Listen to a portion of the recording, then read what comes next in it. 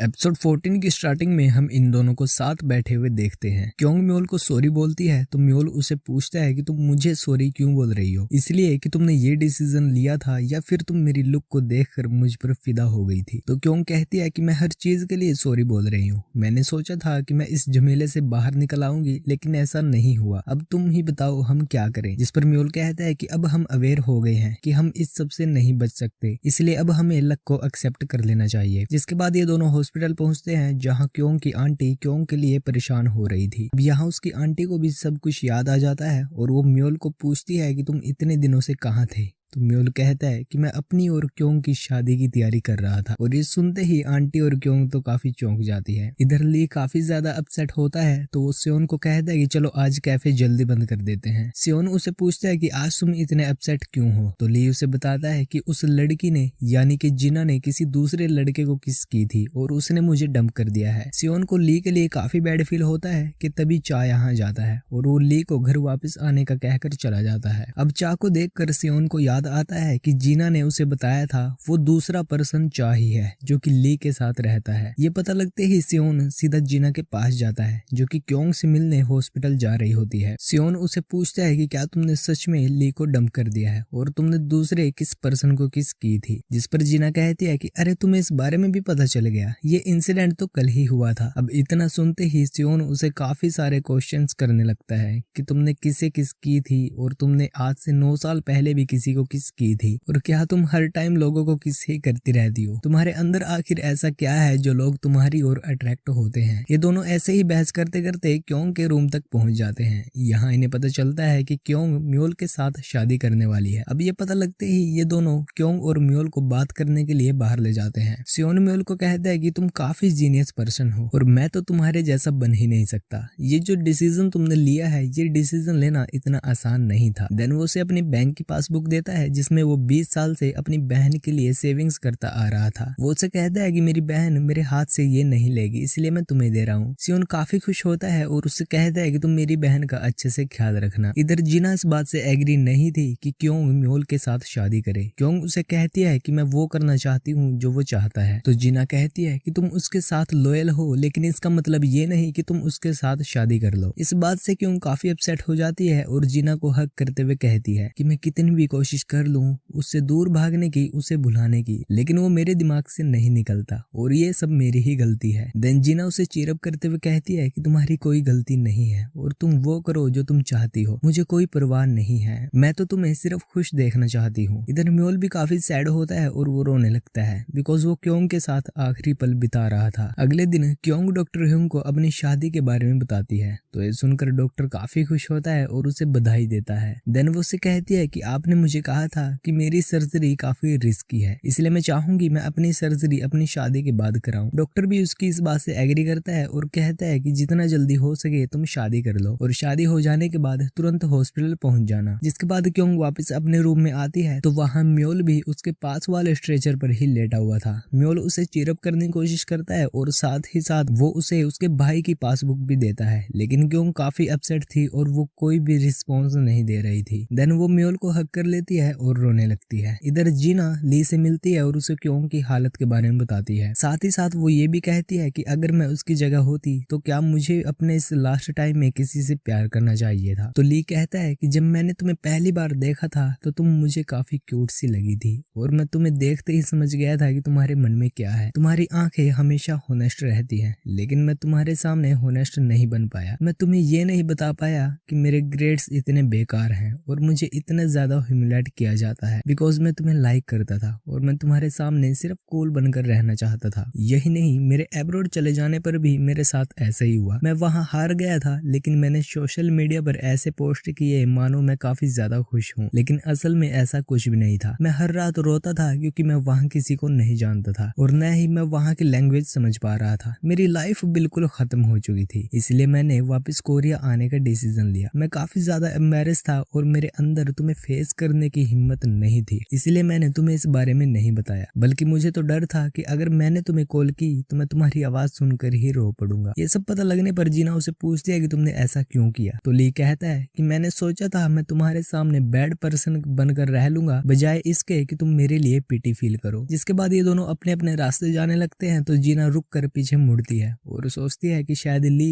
School time की तरह उसे पीछे मुड़कर देखेगा। इधर ली भी इसी बारे में सोच रहा होता है, लेकिन वो जीना को पीछे मुड़कर नहीं देखता और जीना भी उसे मन ही मन गुड बाय बोलकर चली जाती है। जिसके बाद गॉडेस क्योंग से मिलती है और उसे कहती है कि ये मेरा इंटेंशन नहीं था, मैं सिर्फ तुम्हारी हेल्प करना चाहती हूँ। तो क्योंग उसका हाथ पकड़ लेती है और कहती है कि क्या तुम एक बार और मेरी हेल्प कर सकती हो। लेकिन गॉडेस कहती है कि अब मेरे हाथ में कुछ भी नहीं है, मैं तुम्हारे लिए अब कुछ नहीं कर सकती। क्योंग उसे पूछती है कि अब मैं क्या करूँ। तो गॉडेस कहती है कि तुम्हें रियलिटी को एक्सेप्ट करना होगा। देन वो उससे हक करके कहती है कि मैं तुम्हारे दर्द को समझ सकती हूँ, बिकॉज मैं तो कई बार मर चुकी हूँ, लेकिन तुम्हें हिम्मत से काम लेना होगा और अब तुम्हें अपोक्लिप्स को एक्सेप्ट करना ही होगा। जिसके बाद क्योंग अपने घर होती है तो म्योल उससे मिलने आता है और वो उसे कुछ फ्लावर्स देते हुए शादी के लिए प्रपोज करता है। ये देखकर क्योंग उसे पूछती है कि क्या तुमने ये फ्लावर्स मेरे लिए ही बाय किए थे। तो म्योल बताता है कि ये फ्लावर्स मुझे ऐसे ही एक राह चलते पर्सन ने दिए हैं जिसकी जिंदगी आज खत्म होने वाली है, लेकिन उसे नहीं पता था कि वो जिस पर्सन को ये फ्लावर्स दे रहा है वो भी जल्द ही गायब हो जाएगा। तो क्योंग कहती है कि मैं इन फ्लावर्स को एक पॉट में रखूंगी ताकि मैं लॉन्ग टाइम तक इनका प्लेजर ले सकूं। अगले दिन ये दोनों साथ में काफी टाइम स्पेंड करते हैं, दोनों घूमने जाते हैं, शॉपिंग वगैरह करते हैं और फिर रात को दोनों खाना खाते हुए मूवी देखते हैं। देन दोनों साथ में सो जाते हैं। अगले दिन जीना उस पेन को देखती है जो कि क्योंग ने उसे दिया था और उसने बॉक्स में उसके लिए एक नोट भी रखा हुआ था जिसमें लिखा था कि मेरे जाने के बाद रोना मत, क्योंकि मैं किसी को भी रुलाना नहीं चाहती। क्योंग ने सियोन को भी उसके गिफ्ट सेंड कर दिए थे और उसने उसकी पासबुक को भी वापस कर दिया था बिकॉज वो उसके पैसे यूज नहीं करना चाहती थी, बल्कि वो तो इस बात से काफी खुश थी कि उसके भाई ने जिम्मेदारी संभालनी सीख ली थी। इधर आंटी के पास भी उसने उसका गिफ्ट भेज दिया था और उसके लिए भी उसने एक नोट लिखा हुआ था। जिसके बाद म्योल क्योंग को एक लाइब्रेरी ले जाता है जहाँ क्योंग उसे पूछती है कि क्या ये लाइब्रेरी भी गायब होने वाली है। तो म्योल कहता है कि नहीं, ये गायब नहीं होने वाली, लेकिन इसमें रखी कुछ बुक्स के वर्ड्स गायब होने वाले हैं क्योंकि लोग अब उनका यूज नहीं करते। लेकिन दुनिया में कुछ ऐसे वर्ड्स भी हैं जिनका लोग सबसे ज्यादा यूज करते हैं, जैसे तुम्हारे नाम का मीनिंग एप्रिशिएशन। रात को ये दोनों साथ में लेटे होते हैं और क्योंग को काफी नींद आ रही होती है, लेकिन टाइम कम होने की वजह से वो सोना नहीं चाहती थी। वो म्योल को कहती है कि अगर मैं सो भी गई तो तुम यहाँ से गायब मत हो जाना। इतना कहते ही वो सो जाती है और म्योल उसके पास से उठकर सीधा गॉडेस के पास जाता है। वो गॉडेस को गुड बाय बोलता है और कहता है कि मैं डिसीजन ले चुका हूँ, इसलिए अब तुम्हें अपना वादा निभाना होगा और उसे प्रोटेक्ट करना होगा। दरअसल गाइज क्योंग इस दुनिया को खत्म नहीं कर सकती थी, इसलिए म्योल ही इस दुनिया से गायब होने वाला था बिकॉज क्योंग सबसे ज्यादा प्यार म्योल को ही करती है। फिर म्योल वापस घर आता है तो वो देखता है कि क्योंग घर के बाहर बैठी हुई थी और वो काफी पैनिक सिचुएशन में थी। वो उसे पूछती है कि तुम कहाँ चले गए थे। तो म्योल कहता है कि मैं यहीं पर था। देन वो उसे हक करके सॉरी बोलता है तो क्योंग रोते हुए कहती है कि मैंने सोचा शायद मेरा एक और दिन चला गया, मैं काफी ज्यादा डर गई थी, मेरे पास ज्यादा टाइम नहीं है, इसलिए मुझे इस तरह छोड़कर मत जाया करो। तो म्योल उसे कंसोल करते हुए कहता है कि तुम घबराओ मत, हमारे पास अभी भी एक दिन बाकी है। जिस पर क्योंग कहती है कि मैं ये सब नहीं कर सकती, इसलिए तुम मेरी ये विश पूरी कर दो कि मुझे किसी से प्यार नहीं करना है। लेकिन म्योल कहता है कि मैं ये नहीं कर सकता, बल्कि मैं तो सिर्फ तुम्हें प्रोटेक्ट करना चाहता हूँ। क्योंग कहती है कि तुम्हारे बगैर मेरी लाइफ मेरे लिए बेकार है। पर म्योल उसे कहता है कि मैं कोई इंसान नहीं हूँ, न ही मैं सोता हूँ, न ही मैं खाता हूँ और मेरे अंदर तो फीलिंग्स भी नहीं है, लेकिन तुम एक इंसान हो और तुम बाद में किसी से भी प्यार कर सकोगी। जिसके बाद क्योंग म्योल को कहती है कि अगर मैं ये विश कर दूं कि इस दुनिया से सारे लोग गायब हो जाएं, तब क्या होगा, मैं उस मोमेंट को देखना चाहती हूँ। देन म्योल उसे उसके ड्रीमी वर्ल्ड में लेकर जाता है और क्योंग देखती है कि इस दुनिया से सारे लोग गायब हो चुके हैं,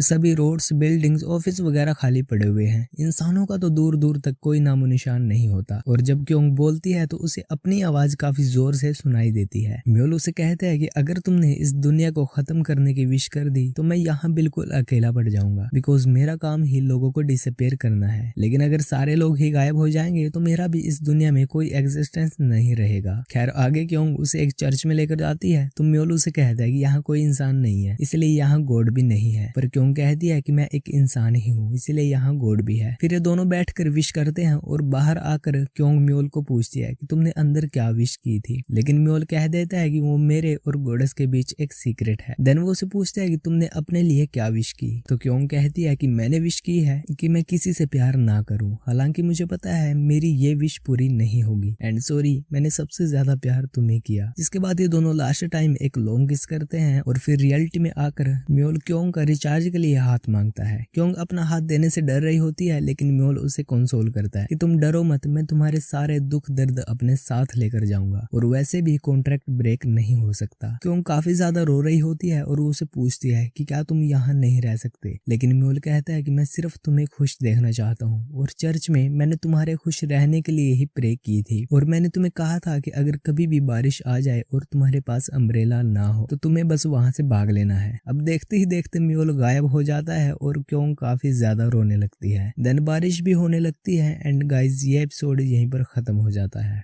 तो गाइज ये थी एपिसोड 14 की एक्सप्लेनेशन। आई होप आपको ये ड्रामा काफी पसंद आ रहा होगा। अगर ये वीडियो थोड़ी सी भी अच्छी लगी हो तो इसे लाइक करें एंड ऐसी ही वीडियोस के लिए हमारे चैनल को सब्सक्राइब कर लें।